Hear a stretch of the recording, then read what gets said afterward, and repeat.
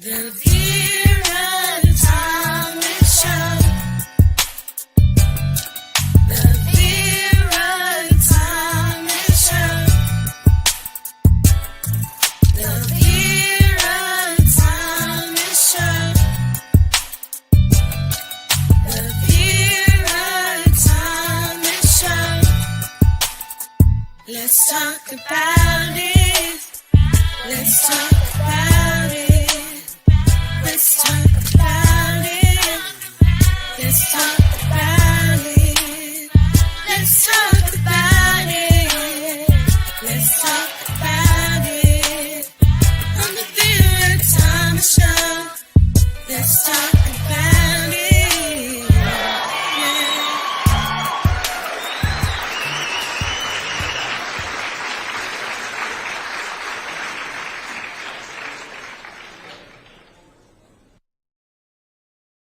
Hello, hello, hello. I'm excited tonight about my guest. Her name is Michelle Steiner. Hello, Michelle. How are you today? I am great. How are you? I am awesome. What I'm going to do is share a little bit about you, and Okay. then I'm going to give you the floor to share more.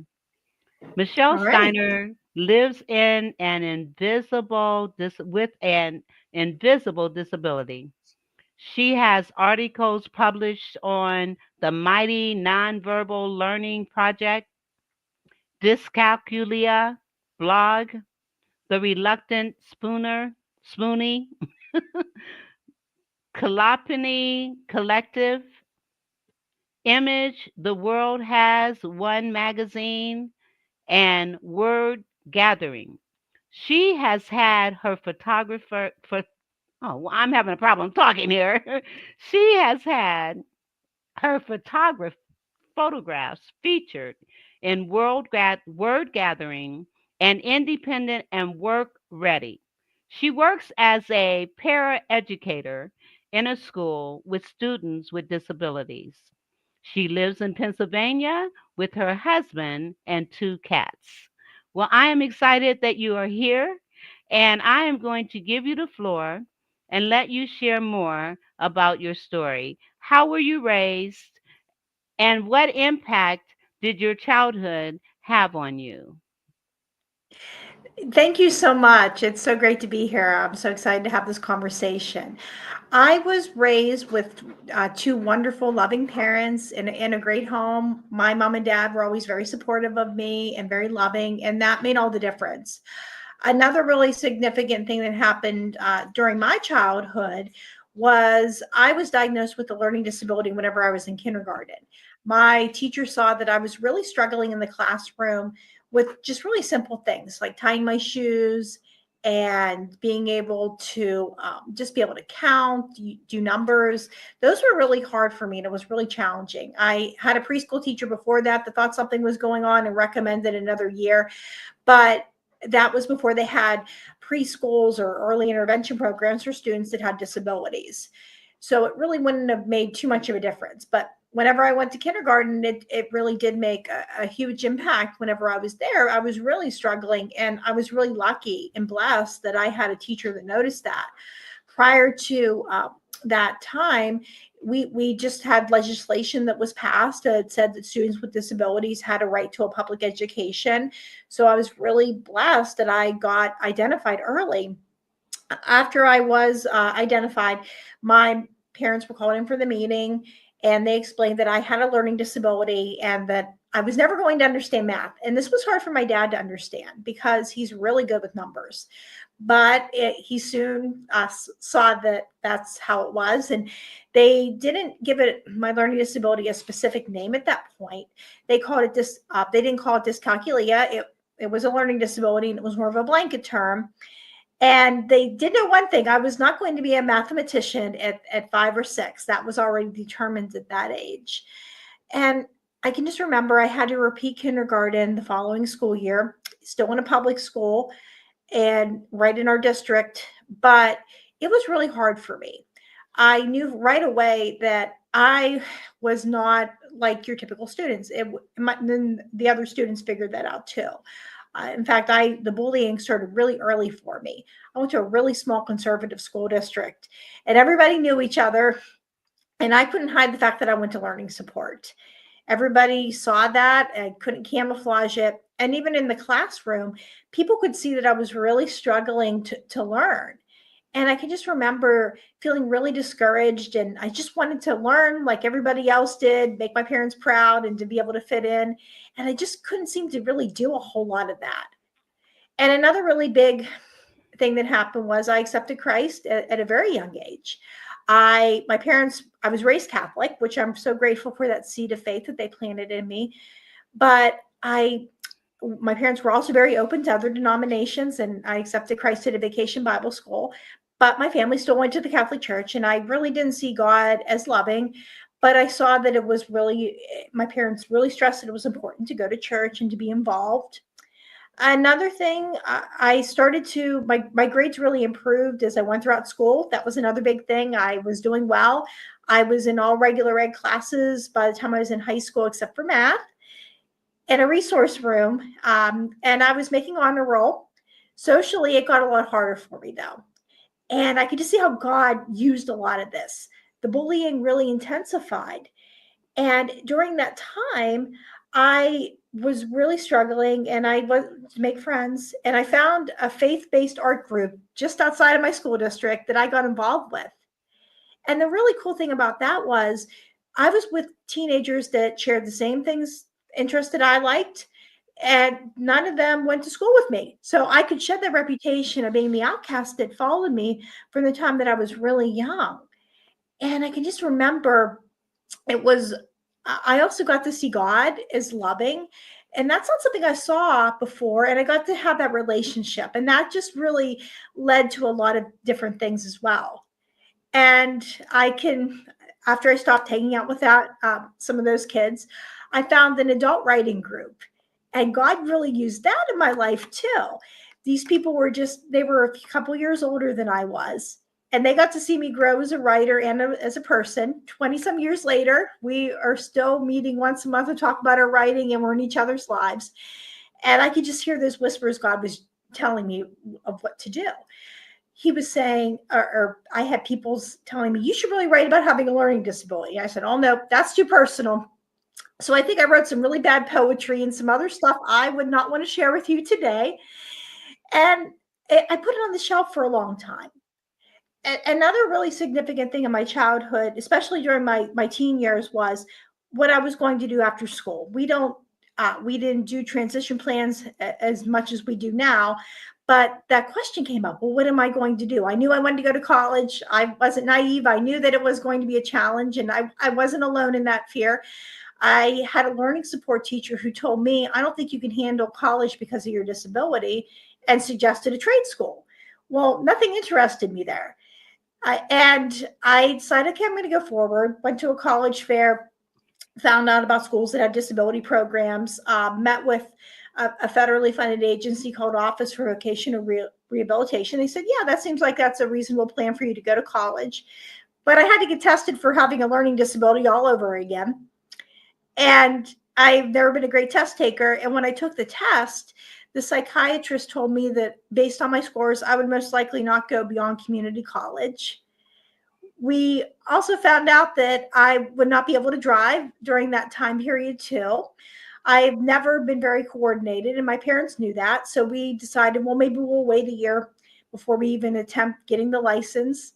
So my parents decided, they gave me some tasks to do after that year. The first one was to go and mow our fields, because we grew up in the country, and instead of making beautiful long straight lines, I made circles. So I always joke around that I know where crop circles come from. And then I almost ran our family car into the garage. And we figured we got to try to figure out what's going on here. So when I got tested, they found out that I had visual perception issues. And it just felt like 100 pounds was lifted off me at that point, because I knew that with driving, that I could be not only a danger to myself, but I could be a danger to other people. But during my childhood, God was definitely working a lot of details in my life. That is absolutely amazing. Your story is amazing, and how you overcame being bullied, and your life has been orchestrated. Mm-hmm. Your life by design order. This is a good example because he says, I know the plans I have for you, plans to Yes. prosper you and not to harm you. And you didn't, we can't see what God has for us. We can't Right. see the things we go through is for our good, even if it appears to not be so good at the time. So, your life and the art, you do art and photography. um did and let me ask you, did you in fact go to college? I did. I was able to go. That was amazing to be able to do that, even with more stigma. I went to community college and I got my associate's degree in early childhood education. I moved out on my own, was happy with my life, but I still struggled with my purpose. Like, well, what do I do with all this? And I wanted more for myself. And be careful what you wish for, because it just might come true, as the Yes. old adage says. And I had to move back in with my parents during that time. And it was also during that time I thought, okay, this is the time to go to university. I found a program that had the least amount of math and science possible, had disability accommodations, and I even had a ride to campus. My mom went to church, and she was at a ladies' luncheon or dinner, and she ran into a family member that's she was telling her I was going back to school, and she goes, "Well, I work at that campus. I'll take her."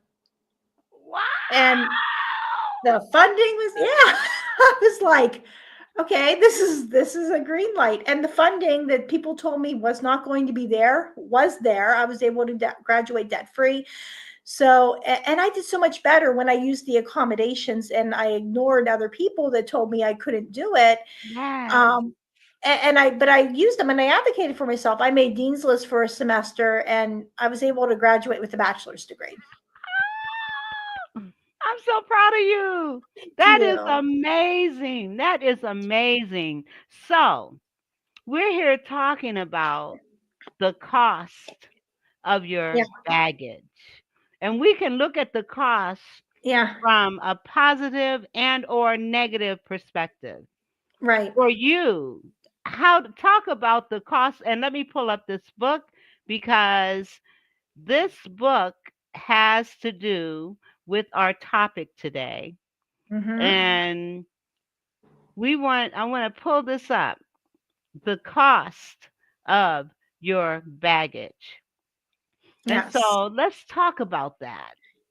Right. I had a friend that messaged me and said, "Hey, you might want to be interested in submitting a story to this place." And I thought, oh, that seems like it's a great idea. It's an anthology. So it's not just my story, it's other people's stories as well. And the story that I chose to write about was the cost of, I really considered the baggage that comes with having a learning disability or just a disability in general. Sometimes there's a lot of baggage that comes with that. Sometimes it can be baggage that, other people are telling you you can't do anything. And then you carry this baggage with you that you can't do anything and you don't try or you don't want to try or attempt to do things. And then there's other people that think you can do everything in life. And sometimes that comes with the baggage too. And sometimes it comes with sometimes bitterness. I mean, with other people and how they might treat you, because sometimes people aren't always kind or understanding with that. And it's just when you hold on to all that baggage, it's just one of those things you can't move forward with that. You're not able to. And it's not just about saying, okay, I forgive you on this, or I'm just going to let this go. It's really taking that pain and looking at it and saying, all right, this is what I'm going to do with it. And writing has really been a big healing for me with that, because before this, there'd be people I couldn't forgive. And And you people would know say, "You-" what? Yep. Before we Hmm. talk about the Yeah. baggage of Hmm. unforgiveness, let me play this commercial Sure. right quick and we'll be right back. Sounds Forgiveness good. is a powerful tool for personal growth, allowing us to let go of resentment and move forward.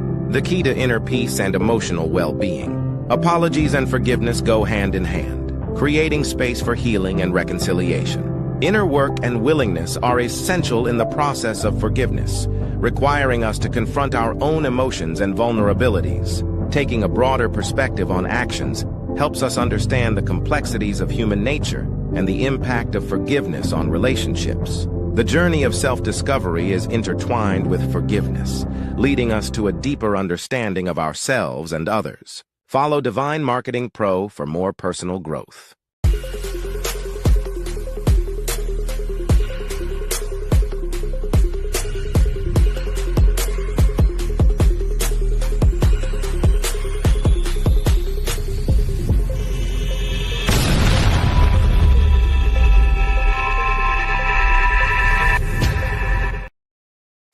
Divine marketing, authentic divine marketing. She created this video specifically for my show. We were Nice. talking about forgiveness in one of our episodes, and this video really allows us to see about forgiveness. And Ariel Chime, let me tell you, she can work wonders with helping you with your brand and your marketing and to enable you to be as authentic as you are. So check out Ariel Chime, Authentic Divine Marketing at https://bit.ly/divine Chime. Check her out. All right. So we're talking about forgiveness. Mm-hmm. Forgiveness is one of those baggages, pieces of luggage that Yes. that can destroy us. While those that we are not forgiving are getting on with their lives. So share your forgiveness story with us, please. Sure. There was a person that I really struggled to forgive, but everybody said, "Oh, you need to forgive her. You need to let it go," and that really didn't help me very much with being able with people saying that, even though it's something I needed to do. And it wasn't until writing was a really big part in how I forgave somebody. I was at a writing workshop and I was given a prompt, and I can't remember exactly what the prompt was, but I put the person that I couldn't forgive as one of my characters. And I just said everything that I wanted to say to that person that people would tell me, "Oh, you don't want to tell that person that." Well, I told that person everything in that writing. And when I shared about that, other people could relate to my story. But it was also really amazing because I was able to forgive that person. I didn't have that bitterness. I didn't have that resentment because I said everything that I wanted to say to that person. And I was so glad that that in the years before, not only her, but with other people when they passed, that we were able to put a lot of that stuff. I got it out. I was able to forgive her at that point. It didn't make everything okay that happened, but I could forgive her. And it was just so amazing to go to somebody's funeral and not to have that regret and not to have that Yeah. weight on my shoulders with that, and to be able Yes. to mourn with that, and to have happy memories with it. And I was just so glad that I was able to let a lot of that go. That's beautiful because when we don't let it go, and let me ask you this, before Mhm. this person passed, were you able to reconcile with her? We never really talked about the whole situation, but I heard from other people that she was sorry for what she did. And but there wasn't that real, and there was another person that passed, and I was able to reconcile with that person. And I was able to say, "I'm sorry," because there were some things with another one that I did that I definitely could have improved on and was wrong. And that reconciliation, and that's been another thing too. It just because sometimes forgiveness doesn't always mean that you're going to look at that person and say, "I'm sorry," or that person's going to apologize to you. And they may never see that they did anything wrong. True. And that's okay too. Forgiveness looks different in every situation. The most important thing is you're able to let go of the bitterness. Yes. And Yes, and there's other situations that where I forgave people, and even with my husband and I, we might have had a situation with somebody in particular, but now we can go look back on some of those memories, and we might talk about it, and we'll laugh. We'll make little jokes to each other that people would understand that knew about the situation, and it's just we don't talk to this other person. I mean, it's just not how it's going to be, and that's okay. But there's that forgiveness, and we're not bitter. We're not looking towards that person and thinking, man, I really want to, I wish ill upon that person. We're Right. just laughing about the ridiculousness of some of the stuff that happened. Yes. And again, forgiveness, that's baggage. When Yep, you it are is. not able to forgive, it Yep. affects your heart.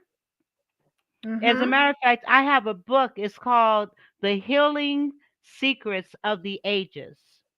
And this book correlates physical conditions with the baggage Yep. that we are carrying. In fact, being judgmental, that's baggage. And being Yep. judgmental can cause stomach problems. Mm-hmm. Hardening of the arteries is contributed to hardening of the heart.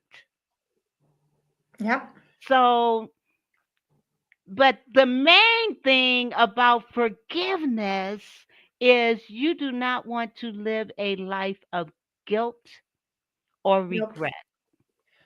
I shoulda, Exactly. coulda, woulda, oughta, hadda. Yep. We So move on. you Yeah. move on, and you use writing as Mm-hmm. your tool for forgiveness. And Yes. so being able to get things out on paper, and I can relate to that as well. Writing out your thoughts Mm-hmm. and your feelings through stories or poetry or just journaling, it Mm-hmm. can really help because once it's out of you, then you can't bring it back. It's done. Right, exactly. It's out there, you dealt with it, and you just let that go. And I think that's the big thing too. Sometimes you just have to let things you have to find a way because once it's out there, it can't hurt you as much. Right. I mean, right. And yeah, and sometimes I even like I have read about trauma being like broken glass. Sometimes people will just think, okay, we can put a band-aid over it. People have glass or they have like this trauma. And what you have to do is you have to go in and take that glass out of that wound. And sometimes that can be a really painful process, but once it's out, then we can start with healing. And maybe it might need a band-aid. Maybe it might even need stitches. It might need some professional help to go in to be able to heal with that. But it's just, and then that band-aid does, excuse me, that trauma, that broken glass does leave a scar. It is there, but Yes. it's just you decide what you're going to do with it. Yes. I do a presentation that Mm-hmm. talks about the words and the impact that words and certain Yeah. behaviors can have on, in Mm-hmm. particularly, a child. Exactly. And in my presentation, unlike normally, you Mm-hmm. can literally see the scars. Yeah. But unfortunately, we have scars baggage, Yep. from We do. baggage that's impacting on our health, Mm-hmm. it's impacting on our relationships, it's impacting on our children. Yep. And It I know does. you have cats. You don't Yep. have I any got cats. children. Okay. But it could even impact on your cats.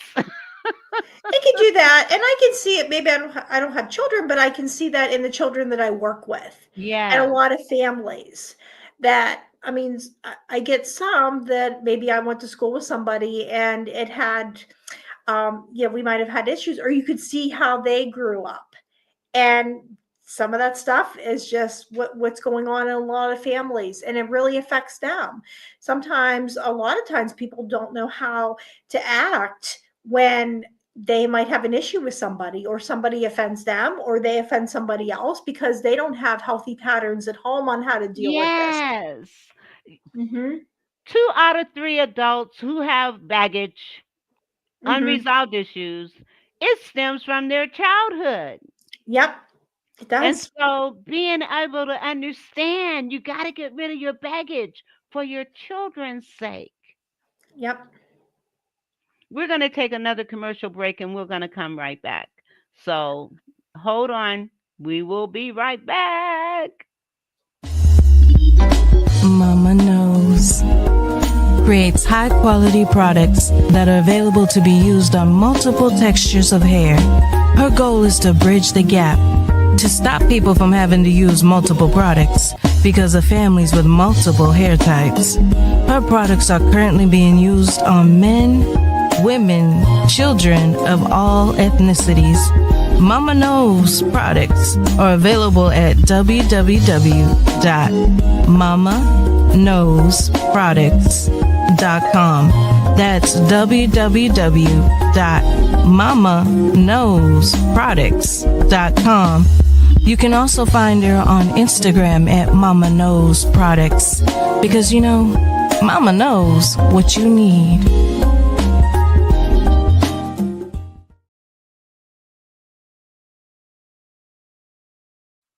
Tell you about these products. They are amazing. They are shampoos, conditioners, elixirs, moisturizers, anything that you need to have healthy hair is in Mama Knows products. And these products are for all ethnicities, all types of hair, children as well as adults. You want to check out Mama Knows products. Why? Because Mama knows what you need. So check out Mama Knows products today and tell them you heard it on the Vera Thomas show. Okay. All right. Now, I want to go to some of your other things that we can talk about here. Let me pull up your other book, and I want you to talk about rediscovering because you had to eliminate your baggage or the impact Mm-hmm. of your disabilities, and into you turned your baggage into your gifts. That's the way Yes. to put it. You turned your Mm-hmm. baggage into your gifts. So, rediscovering your story. Tell us about that. Well, I went to a workshop where with different people, and we wrote about different prompts about our stories and just maybe looking at our stories from a different perspective. I wrote about, well, they had some different kinds of prompts. Some of them were fun prompts, like we wrote about our hair. That's one of the stories in the book. And then there was another one, what is your favorite place? But the one that was really impactful was writing about what is the biggest life lesson you learned. And one of the biggest life lessons I had to learn was the process of accepting my disability. And once I accepted that, I was able to look back on my story and be able to rediscover that there was a lot of beauty and there was a lot of things that were good. And other people, I was the only one that had a learning disability. Other people that had stories published in the book, some of them had mental health diagnosis. And some of them also had addictions too. But we came together and we had that chance to write about our stories and just to take another look at our lives and what brought us to this place. That's beautiful. That is beautiful. Absolutely. And so, in your story, did you have any takeaways that you could share with our audience? Things with just some of the greatest life lessons that I learned was embracing that I had a disability. I wanted to hide it for so many years. I wanted to look at it and think, oh, everything's fine. I don't have a disability, and it would magically just go away. And that didn't happen. And it was also doing like positive thinking didn't work, and just doing all, just really trying to cure it, did it. But what really helped me was when I finally realized, okay, I do have this disability. There's some things I can't do, and there's some things that I'm going to need some support in. So I know if I'm going to college and back to school, I have to have a note taker. I need to have extended test time, and I need to try to not get involved with math and or science because it's going to be a real challenge for me. But I also saw some really good things in my life too with having one. There's things I can do. I can read really well. I can write really well, and I just found when I really focus on those things that I can do, that I just feel so much more empowered than I focus on what I'm not able to do. Yes. And that's a Mhm. key thing. Focus Yep. on your strengths and not your Yep. weaknesses. Let me put that in here. Focus on your strengths. Hmm. Yes. And not your weaknesses. That is key. And the Yes. other thing, Michelle, being weak in math and science, there are a lot of people that have that issue. You Agreed. know, I mean, come on now. Most kids have an issue with math and science. Yep. And that is a left brain activity, both of them. And if you are a predominant right brain person, which you are, Hmm. it's understandable why math and science may be a challenge. Exactly. And that really works with my what I do in the school. I can help the kids with anything as long as it doesn't involve math, or we get to the math portion with science. If you want to do like the fun things with looking up things in vocabulary, I'm pretty good about doing that. I think Yes. that's always a really neat learning thing. Yes. But I think sometimes that how God has used that is also that empathy, because I can look at Yes. a student that's struggling, and I know what they're feeling. I know what most of them are, not every single one, but I know what that's like to struggle. And all the kids also know, they see the humility with me. Like I'll tell them, I am not able to help you with math. And that's admitting that there's just something in my Yes. life that I can't do, and that's okay. And Yes. yep, And for kids to hear an adult say, "This is not my lane. This is not my mhm, area of strength."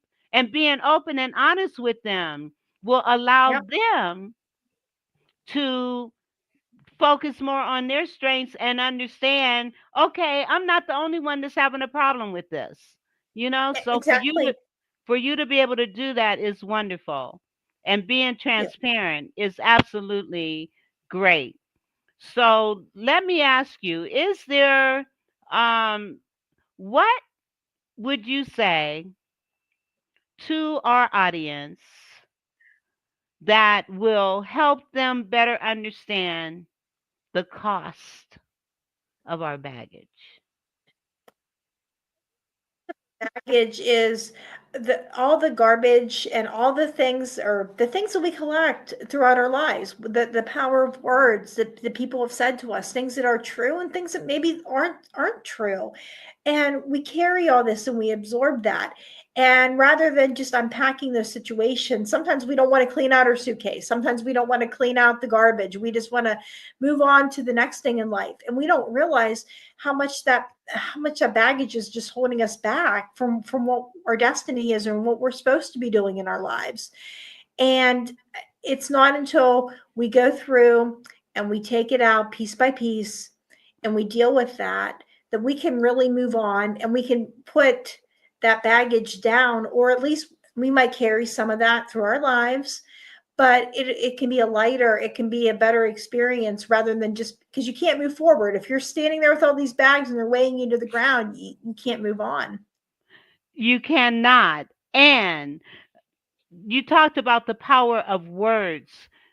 Life and death is in the power of the tongue. And Yep. scripture says that life and death is in the power of the tongue. Yes. And this book that I made reference to, it says the body feeds on man's words. Yep. It says when those words are life giving, they are health producing.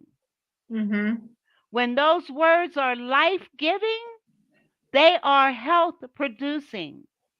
When we speak to ourselves in such a negative way by saying we can, and see, you did not allow that to be a part of your vocabulary, and that is amazing. You did not allow what other people said about you or even to you. For teachers to say the further you go is community college, and I was told the only thing that I could do was be a secretary. I was Wow. told that, and I'm not secretary material. Eh, I'm not, and I admit it. And so for them to tell me that's the only thing you can do when it's not even my lane, and then, exactly. Yep. and here you are, I mean, Eleanor Roosevelt said, no one can make us feel inferior without our permission. Mm-hmm. And you took that to heart. Yes. And even though as a child you felt all this stuff and you were hurt by how people treated you, the Lord put you in positions and in places where you could actually expound and explore who you Mm-hmm. are. And one of the things, and I should have asked you for some pictures of your photography. I don't know why I didn't ask you that question. I'd love to see some of your artwork, and I would love Sure. to be able to share it with our audience. And Yes. so tell me about all the things that you're doing right now. Sure. Well, I have a blog called Michelle's Mission where I write about my life with a learning disability. And I use a lot of nature metaphors because that's really powerful in my life because I can look at things such as I love butterflies. And I can sometimes I might talk about the transformation that a process that a butterfly goes through and how I've been transformed in my life. And I also love photography. As I said, I'm not able to drive because of my disability. So I am really blessed to have people that can take me. My husband takes me to work, and I have a great coworker that takes me home at the end of the day. But when I don't have a ride, I get that chance. I walk to where I need to go, and on my walks, I literally get to stop and smell the roses. And it's Awesome. just, yeah, it's just such a blessing to do that. And people tell me I bring out the details in a flower that they would miss. And I just think that if I was in a car driving, I'd be so focused on the road that I would miss so much of my life. And rather than being sad, I'm so grateful I get that opportunity to do That's that. beautiful. That is absolutely beautiful. And see, she turned what sounds like a disability into a way of life that has produced for her art, her photography. And you work with young, and tell me about your job and what you're doing with that. I work as a paraeducator in a school, a teacher's aide, and I help the teacher and the students in the classroom. But sometimes it goes beyond just helping them with their work. I do get that opportunity, but it's showing them how to advocate because so many of my students are going to are with me, but someday they're going to leave me. I hope that they graduate and they're able to lead fulfilling lives, but their disability is going to stay with them. So it's so important that they know from a very young age how they're to advocate for themselves. Absolutely. I remember I worked for a rehabilitation one, as a matter of Mhm. fact, my first job out of high school before I went to college. It was a secretarial position. I was a receptionist for this organization, but I was promoted like 3 times within a year. And the last promotion was working with people with disabilities. And I then developed a program for them called To Mhm. Look Nice is to Feel Nice. And you are doing the Oh, same thing with these kids by helping them to see themselves beyond whatever disabilities they may have. Mm-hmm. And that's transformation. That's like the butterflies that we love. Yes. Transformation. Absolutely. I am going to play another commercial and then Mm-hmm. we will be back and talk some more.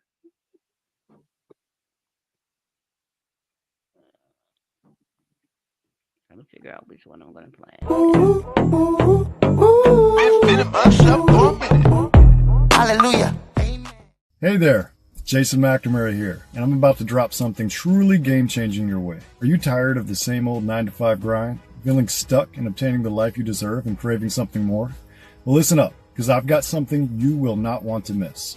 Introducing the No More 9-to-5 Club Professional Membership, your ticket to freedom and success in the entrepreneurial world. With our professional membership, you'll get access to weekly coaching sessions, pre-recorded trainings, and a vibrant community of fellow game changers. You get access to technology that will allow you to automate passive income streams, as well as unlock all of our expert-led trainings in the back office so you know where to go for good advice when you need it. You will also use the club to build up a residual income stream with a 2-tier 33% affiliate commission unlocked at this level, allowing you to help people help themselves while generating a residual passive income stream for yourself. And here's the kicker. For a limited time, you can unlock all of this just for a $1.11 donation to our club foundation. I like this one. Your first month is on us. So what's holding you back? Click the link below, make your donation, and let's start building the life and business of your dreams together.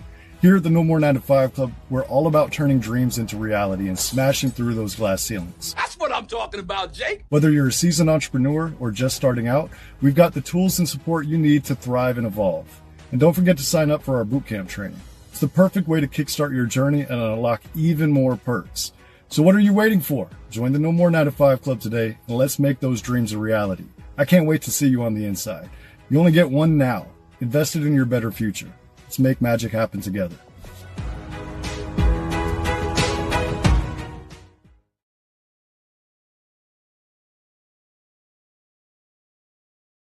No more 9 to 5. Let me tell you about this organization. They will provide you with an opportunity to network with people from all over the world.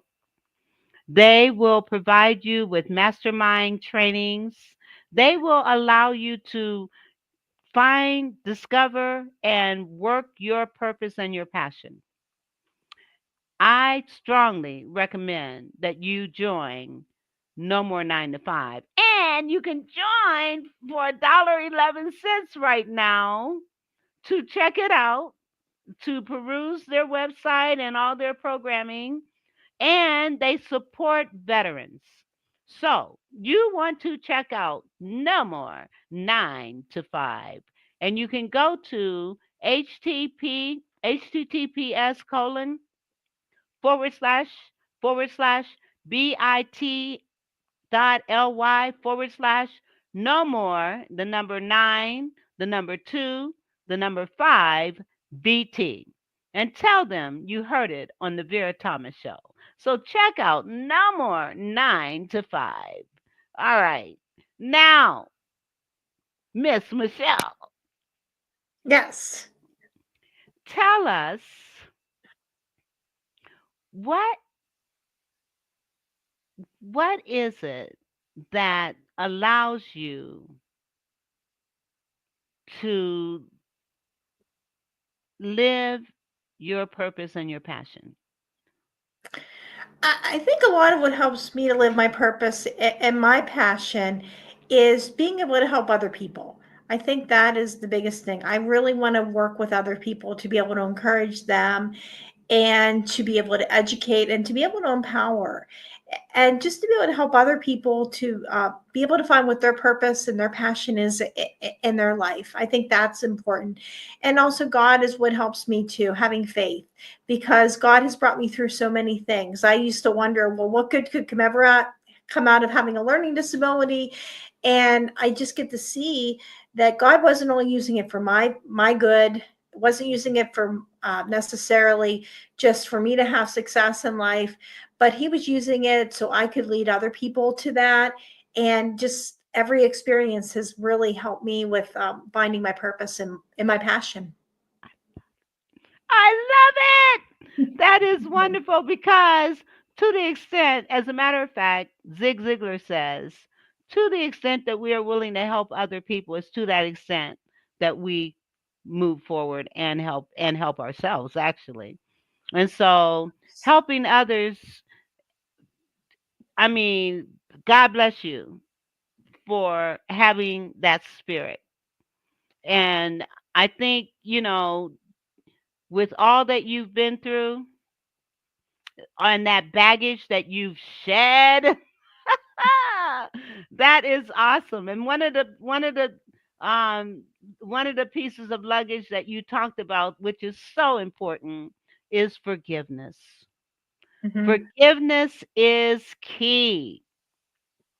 It is key. Let's talk about some of this other baggage that people find themselves carrying and they don't need to carry. One of which is worry.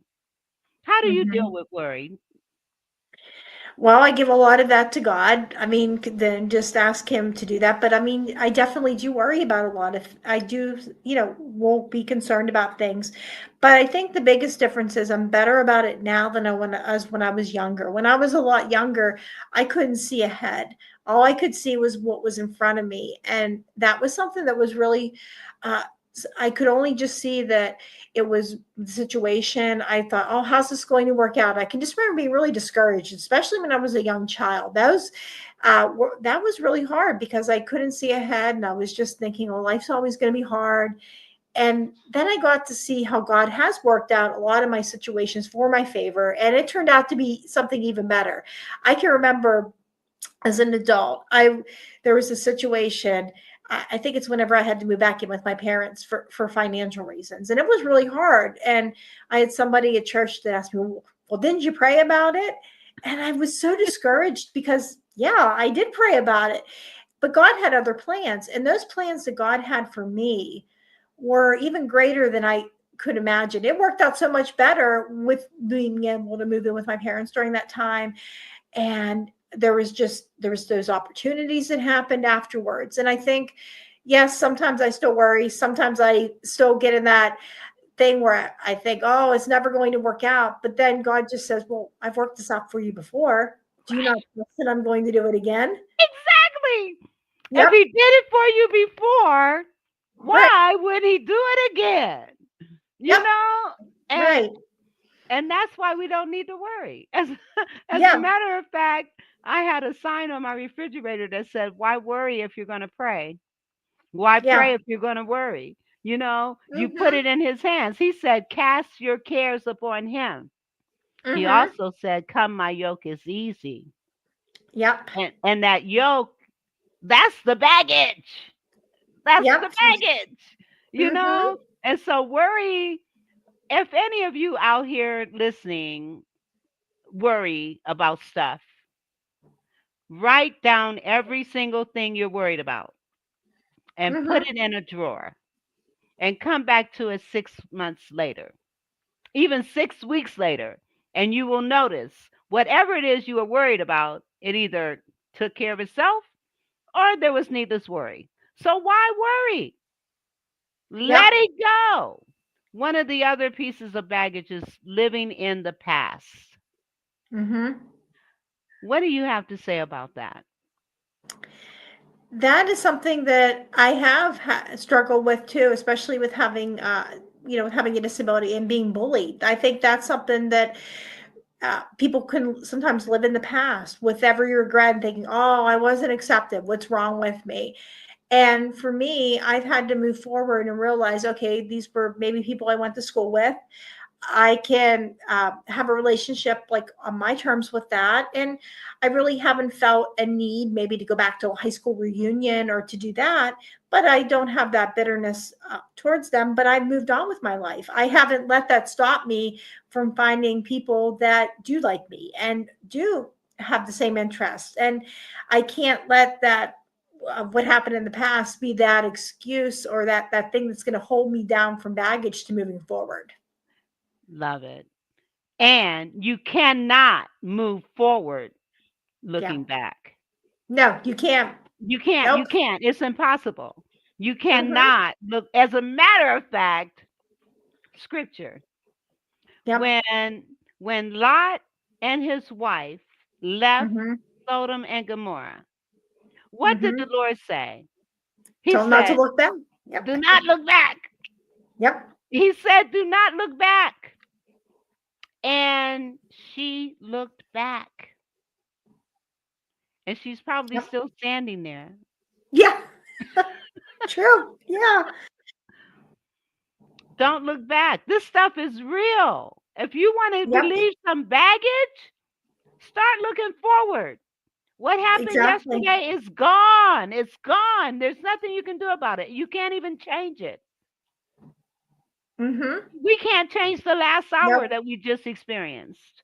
Nope, we can't. We can only just move forward. And hopefully we when we put that baggage down, we can say, all right, that happened in the past. Let's try to learn from what happened. Let's try to, oh, that's something I might just want to leave behind there because I don't want to take that into my future. And I think people sometimes in relationships do take that into their futures. Yes, And that's what holds back a lot of progress and it's what can destroy your future things. right. And parents who are always Hmm. talking about what happened yesterday, what Yep. happened 2 years ago, what happened a Hmm. year ago. When you do that with your kids, Yeah.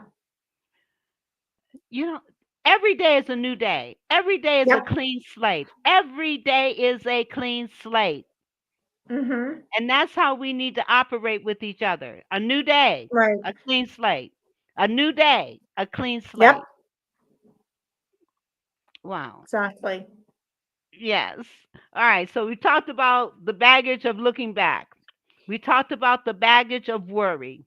We talked about the baggage of allowing our disabilities to impact us to the point of immobility.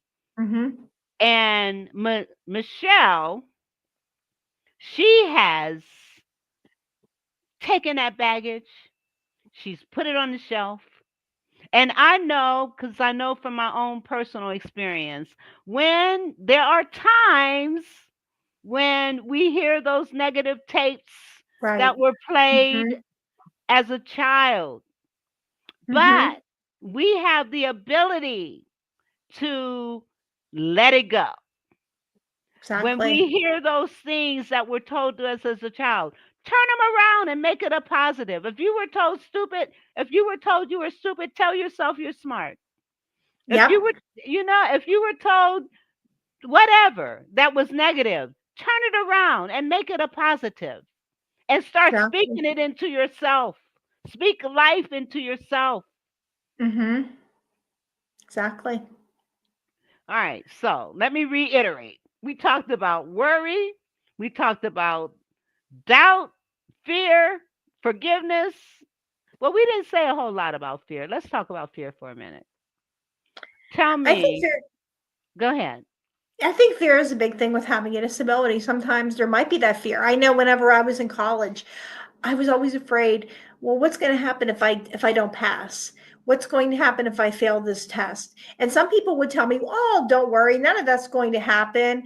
And things did happen where it was tough. And the thing about the fear though was I would those things may have happened, but God led me out of them, or God provided a way for me. When I was at community college, that involved getting a math waiver and taking a class in place of that. Whenever I was at university, I didn't get the option to take a class in that. I had to go through it, but the professor could see I was really trying, and I was going to tutoring, and I was doing what I was supposed to do, and I was able to pass. He passed me in the class, and I think that fear, people just automatically will think, okay, you have nothing to be afraid of. Well, sometimes you do have things that you're going to face that are going to be tough, and that fear is there for a reason. But I think it's also you have to have that faith that God's going to bring you to that, but He's also going to bring you out of it, and to be able to find a way with that.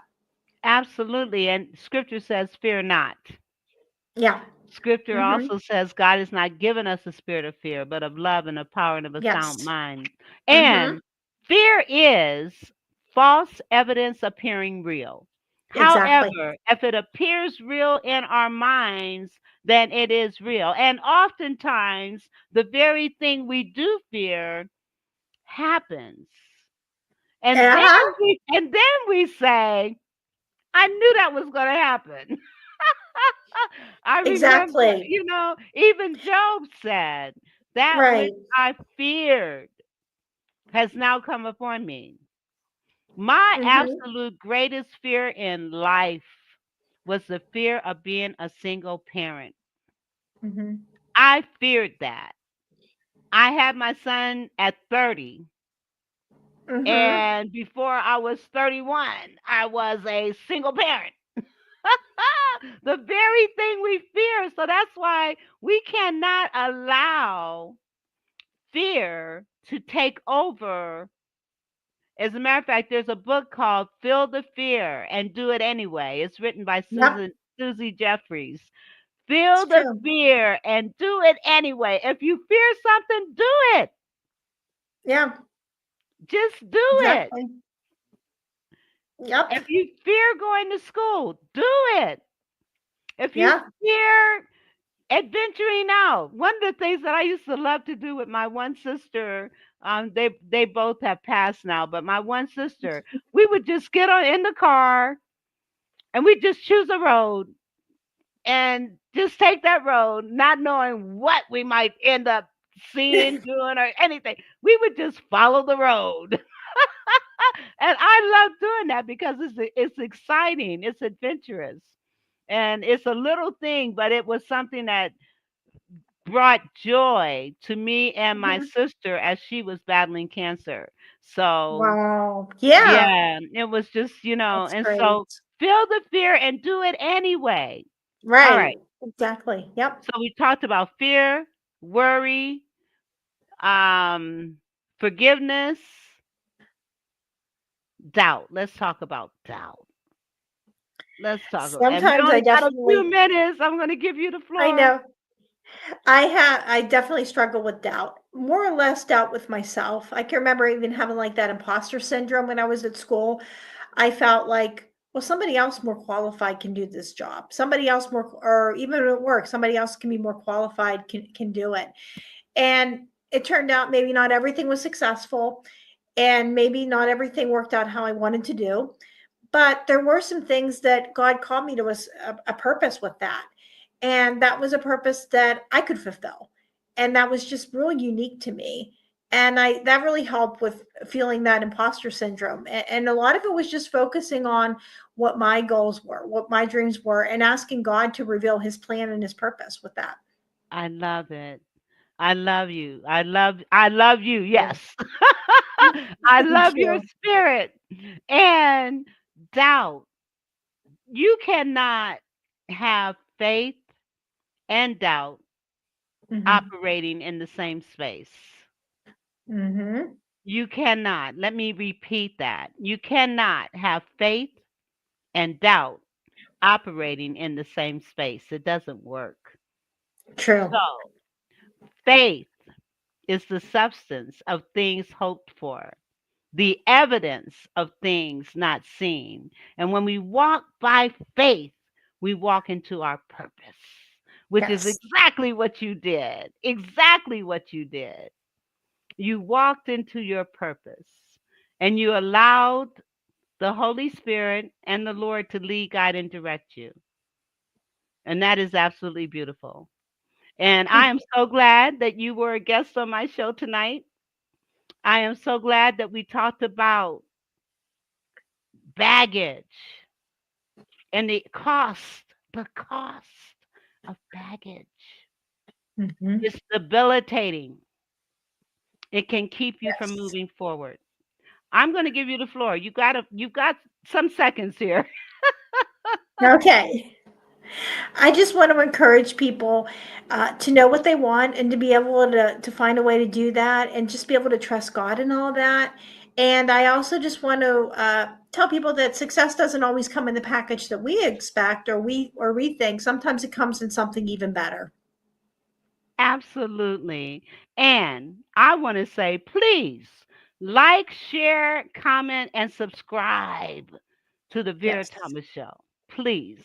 We thank you for being here. I personally feel this has been a great show.